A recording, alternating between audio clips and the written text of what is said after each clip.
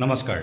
নৱম কয়াকুছি গ্ৰন্থ আৰু বাণিজ্য মেলাৰ প্ৰতিভা সন্ধানী পৰীক্ষাক লৈ আয়োজক সমিতিয়ে এটি গুৰুত্বপূৰ্ণ সংবাদমেলৰ আয়োজন কৰিছে।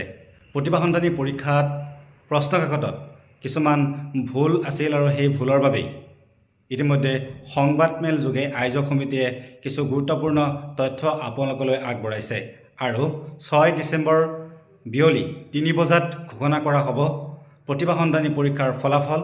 আজি নৱম কয়াকুছি গ্ৰন্থ বাণিজ্য মেলা উপলক্ষে যেটো প্ৰতিভা সন্ধানী পৰীক্ষা হৈছিল সেই পৰীক্ষা খুব সুকলমে পাৰ হৈ গ'ল, কিন্তু দুৰ্ভাগ্যবশতঃ কিছুমান প্ৰশ্নকাকতৰ সিৰিজত দুই এটা প্ৰিণ্টিং মিষ্টেক হৈছে, অবাঞ্ছিতভাৱে হৈছে। তাৰ কাৰণে আমি দুঃখিত।